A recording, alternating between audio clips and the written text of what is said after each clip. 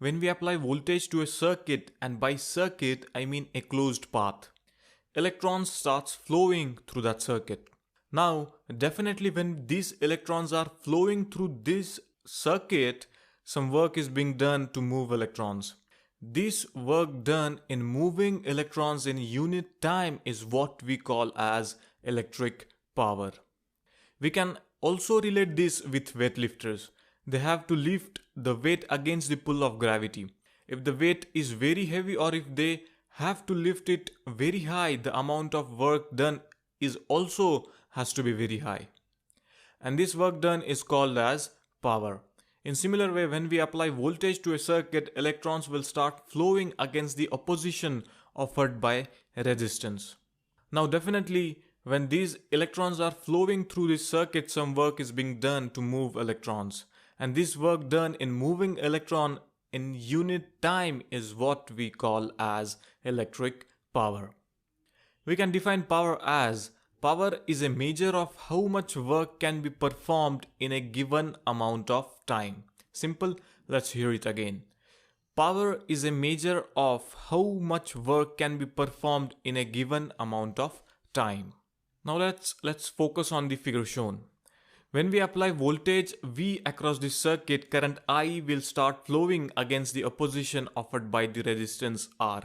Now, in the concept of current video, we saw that current is a charge flowing per second. That is, current will equal to Q by T. We can further write this equation as Q is equals to I multiplied by T. We have also seen that voltage is equals to work by charge. So further we will write this equation as work is equals to V multiplied by Q. Now let's put the value of Q in this equation. So it will be work is equals to voltage multiplied by current into time. Now what is power? Power is a measure of how much work can be performed in a given amount of time. So we can write as power is equals to work divided by time. Let's put the equation of work in this equation. So power will equal to voltage multiplied by current into time and divided by time. So this time and time will get cancelled and we will remain with power is equals to voltage multiplied by current, joules per second or watts. Further, as per Ohm's law, voltage is equals to I into R and current is equals to voltage divided by R. So if we put these values in the equation of power, we will also get power equals to I square R and power is equals to V square by R. All the equations of power we have seen just now can be used to calculate the power of DC circuit depending upon the parameters you have. One thing here we should remember that power depends upon both, that is voltage and current. In an open circuit where current flowing through circuit is zero, power will also be zero no matter how great voltage is. In similar way, in case of short circuit, voltage is zero and hence power will also be zero no matter how great current is. Now let's learn about unit of electric power.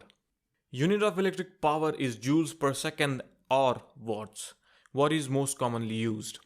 Unit of power named as watts after the Scottish inventor James Watt because of his contribution in steam engines and development of concept of horsepower. We can say power of circuit is 1 watt if we apply voltage of 1 volt across the circuit and current of 1 ampere flows through it. If we want power in watt, then voltage should be in volts and current should be in ampere.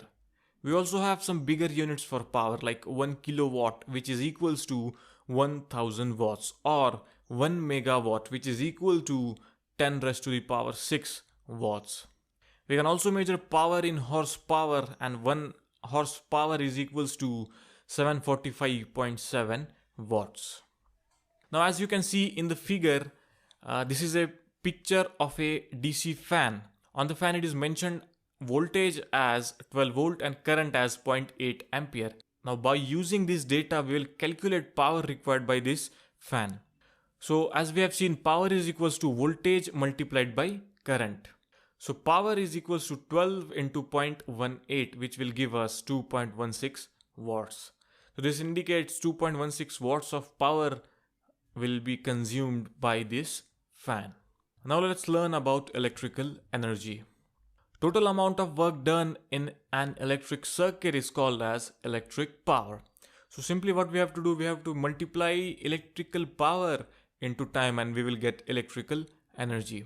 Electrical energy will be equal to V into T or I square R into T or V square R into T.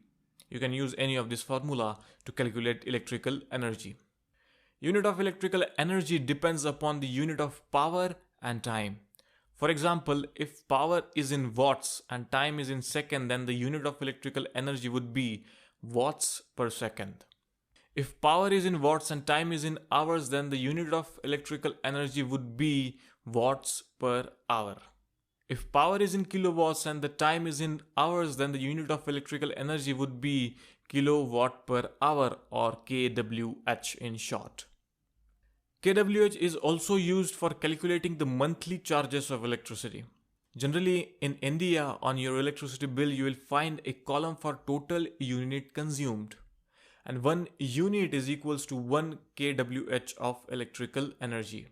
So if your bill says 10 units consumed, then it means you have consumed 10 kilowatt per hour of electrical energy.